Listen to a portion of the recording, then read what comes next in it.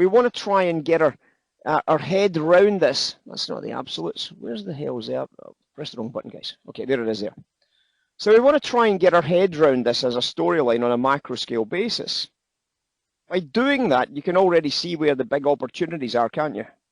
I hope you can see where the big opportunities are. So if you're trading the blue line, because that's the traded line, right? That's the 2s10s. If you're trading the blue line, you'd have been selling the 2s10s here. If you're trading the blue line, you'd be buying the 2s10s here. If you're trading the blue line, you'd probably be joining me in a massive buy on the 2s10s here. If you're trading the blue line, you'd absolutely be annihilating the 2s10s here. Yes? If you're trading the blue line, you'd be absolutely, you get it? You'd be absolutely buying the 2s10s here. Yeah? But you don't get that context on a 30-second chart, guys. This is a 30-minute chart going back around about a month, right? So we're not going to get that story. We're not going to see that story on a 1-minute chart. We're not going to see it on a 30-second chart. We're only going to see that story if we're willing and able to go back at least to the 23rd of this month.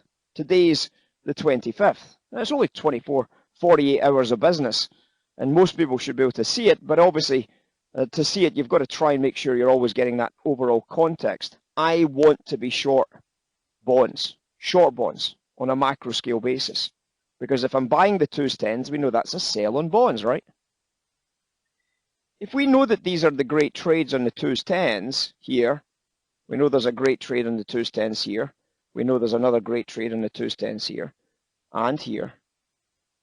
If we know that these trades exist, if we know with 100% certainty that that's what we should be doing on a macro scale basis on the 2s10s, well, we've already just discovered our bond trade, guys.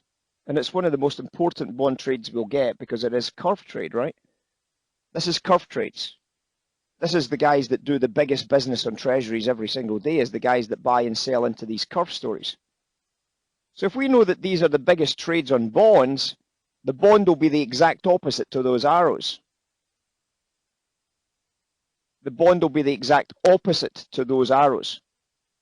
So a sell arrow is a buy bond. Look at that buy at the bottom edge, guys, and tell me how good it was. Look at how crazy good that bottom edge was, and tell me just how amazing that buy trade was there. $6,000 a contract. And look at these crazy good sells on treasuries. Look at how crazy good these sells are in treasuries. See that pinning action at the top edge? Pinning action at the top edge there. Pinning action at the top edge there. Crazy good sells. And it's not just those trades, guys. Look at that sell there. A buy arrow is a sell on bonds. A buy arrow is a sell on bonds. Sell arrow is a buy on bonds. And so on. Beautiful, right? Stunning. Stunningly beautiful. 157s, 158s, 149s. $9,000 per contract on that sell. $9,000 on that sell. Took you about 2 days trading with a weekend in between. So when we know that, we obviously know how powerful that is, right? We know how powerful that storyline is. Why would you give away that information for nothing? Why would you simply not look at it? In other words, give it away. Why would you not want to keep it for yourself? You must want to be trading that information, surely, to goodness. You must be thinking to yourself, my goodness, look at the opportunity for me to make a lot of money selling bonds in here. And you'd be right. So now we know that, we can obviously start going down the time frames.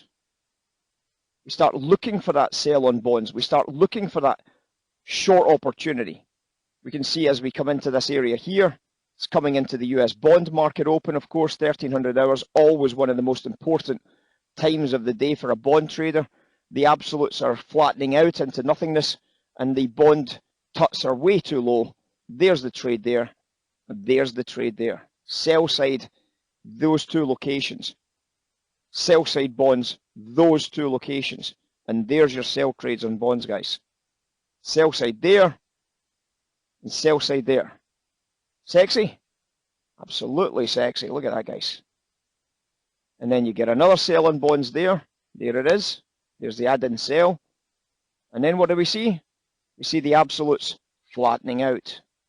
We see the absolutes flattening out. We see the bond accelerating through. And we say to ourselves, you know what? That's probably the walk-away trade. And we start walking away from that trade in these areas here. And you can see that storyline for yourself. It is stunning. Take it down to a 1 minute chart. And you can see that storyline at the bottom edge. Look at it. The absolutes are now diverging there as the bond makes, the 2s10s makes a higher high here. And obviously that puts you into a sell at that higher high there and a sell into that higher high there. And if that's a sell, then obviously it could potentially be a buy on bonds right there. And it could potentially be a buy on bonds right there. Is that a buy on bonds? Wow, crazy that buy on bonds, isn't it? So why haven't I been selling why haven't I been selling bonds? Well, would you be selling bonds when the 2s10s is lagging behind the absolutes? Of course you wouldn't be, okay? Because if I'm going to be doing anything on the 2s10s at the moment, I'd be selling the 2s10s on that pullback, yes? If I'm selling the 2s10s in the pullback, I'm a long bond trader right there, not a short bond trader, guys. A long bond trader right there. The bond is going still higher. You get it? Does it make sense? Can you see it? Now, in the world of short-term trading, you can see that this jams a little bit in this area here. The 2s10s makes lower lows. And as a result, if you were long the bond, you'd obviously see these as opportunities just to book your monies and get ready for something a little bit stronger. Now, one of the things we can see is that whatever it is that's a little bit stronger suggests we should be back selling the tut. We should be back selling the tut. And if we're back selling the tut, we would imagine that a little sweep of the bond at the bottom edge might actually be a buyable opportunity, not a sellable opportunity. Well, that's bad news for equity traders, isn't it? Because if you guys are still buying bonds, what's the equity traders got to make of that? Well, if you're buying bonds, I don't know if that's a strong storyline for a buy on equities, unless you have a very strong defined narrative that this is definitely some sort of QE storyline in the background, right? If you've got a very strong QE narrative, and obviously that retail, that durable goods numbers has given us an element of QE type narratives that we talked about earlier, then of course there is a possibility of bonds long, equities long, and therefore it is possible, but it's going to start stretching one's patience, I think, in terms of the delta hedge. It's going to start stretching one's patience on this.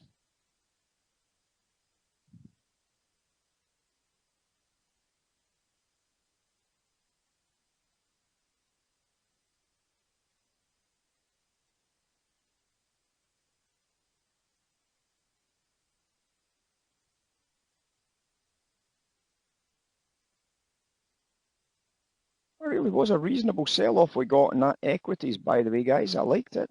Still like the short. Still like, because I'm still seeing the bonds as a buy, unless I get a very strong case to buy into this, I'm still preferring shorts on declining volume upticks, and that's what I've been trying to do just now. I missed one short because the volume increased, but I've been able to get 2 more shorts since then. On little spring levels.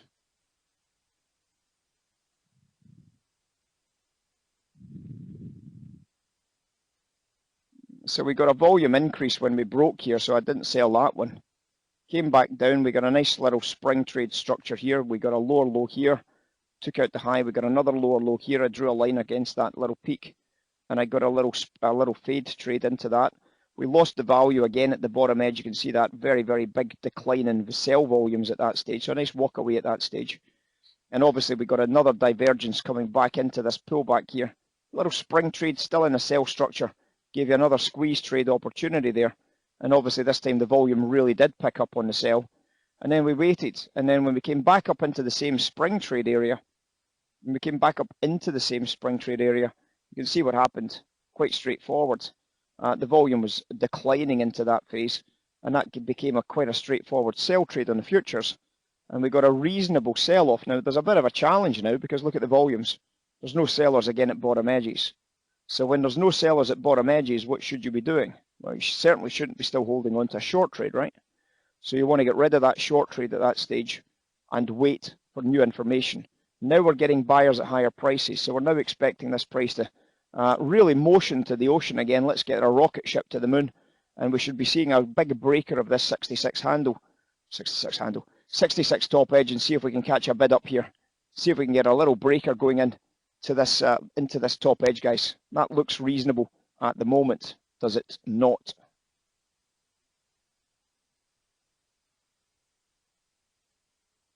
I think it does, mate. Now, could you have got into the buy trade in an earlier iteration here? Well, of course you could. There was a little change of behavior there, and there was a little half-back trade there. If you wanted to get into the Heisman trade, you could have got into the Heisman trade just there if you wanted to. Tiny little spring trade there at 64s, but the volume was so good, you want to be long, right? We just told you it was going to go higher. It just went higher, guys. Pretty crazy, isn't it? We told you it'd go higher. It just went higher. No worries. This is a 5-second chart, by the way. 5-second chart. 5-second chart. So the volume looks really solid just now. The value is slowly picking up. I'd like to see the volume really pick. I'd like to see the value really picking up into this high print, and we should be making a bit of an effort to try and think about getting into this higher edge up here, shouldn't we?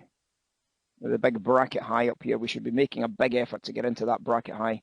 The volume certainly seems to like it. The Warren guys seem to like the rotations. We're seemingly getting a bit of a bullish rotation into this at the moment. I'd like to get in there, but we've got a bit of a sticky point here. We've seen selling coming in once, we've seen selling coming in twice, we've seen selling coming in 3 times. We're in a sticky phase here. That's okay. Let them sweep us all they like. We'll buy more, guys. They tried to sweep us at the bottom edge there. We bought some more from them, and we've just managed to sweep them back off the top edges again. And we're taking some profits when we go, guys. We always take profits when we hit that level too, because they might want to sweep the price down into new lower lows, and we're not going to be a victim of that sweep. We will be an opportunity to buy more into those stupid dumbass sweeps. We can buy some more into this little sweep if we get it. Okay, we're coming back into another sweep here.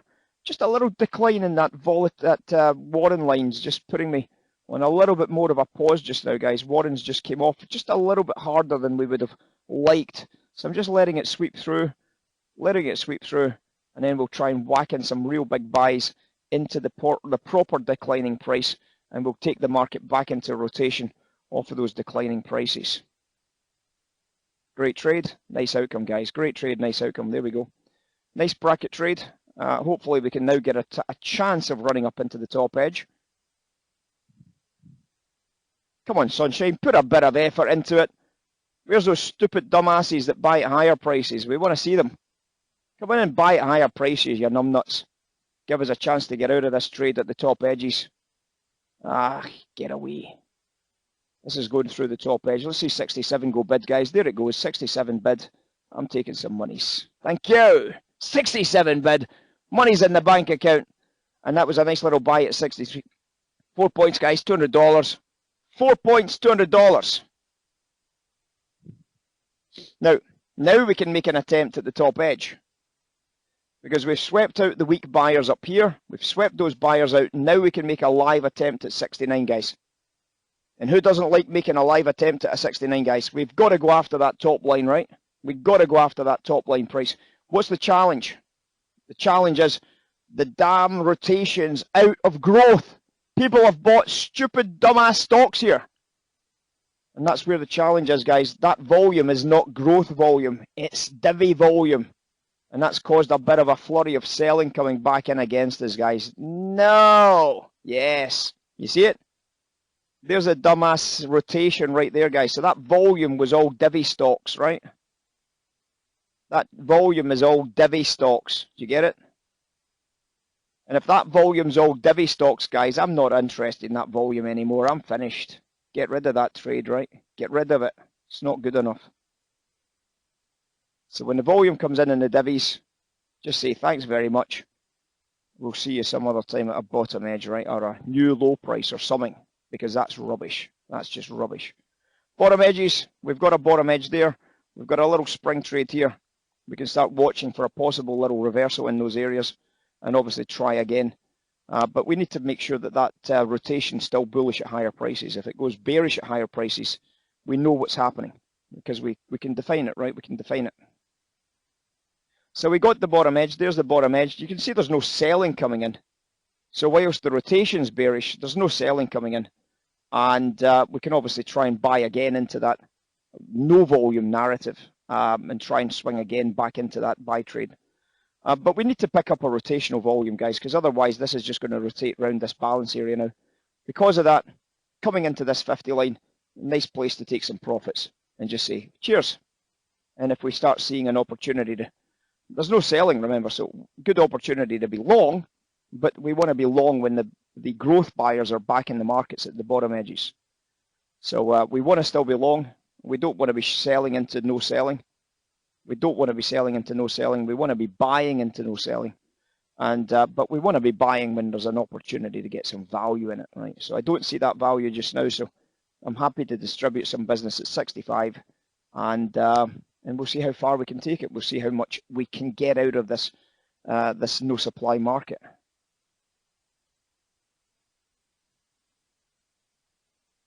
Yeah, let's see what happens here. Got a little spring level forming here, guys, now. So that no supply market still seems to be really bothering us at this price area. The chances of us hitting a 69 is pretty slim at the moment. Story of my life. So let's see if we can get a little bottom edge sweep again. And let's see what happens.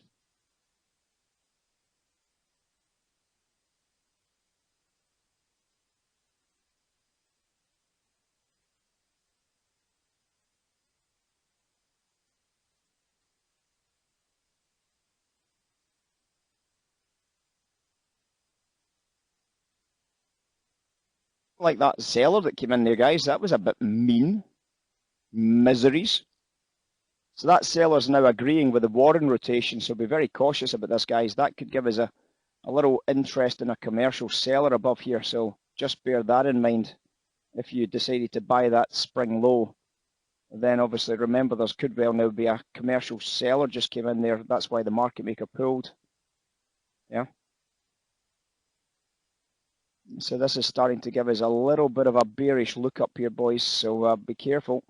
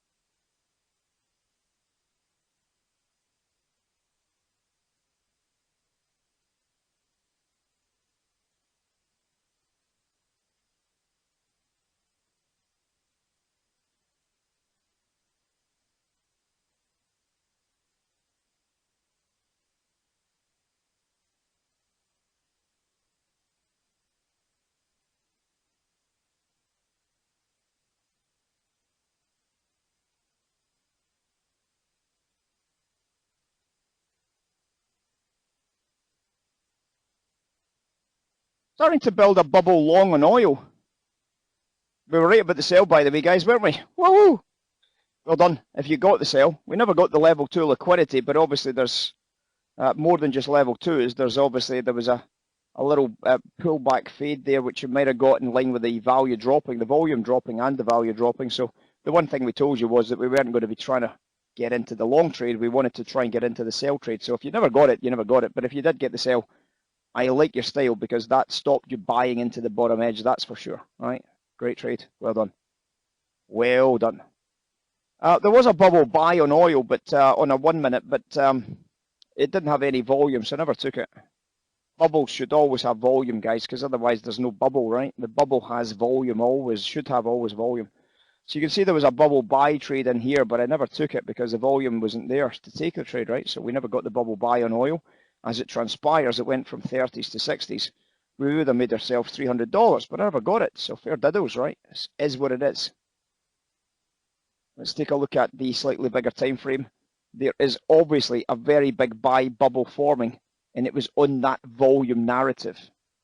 But that volume narrative wasn't visible on a 1 minute chart. The volume that came in was on a 5 minute chart. So if you were going to do anything, you had to wait until you got back above that volume. Okay?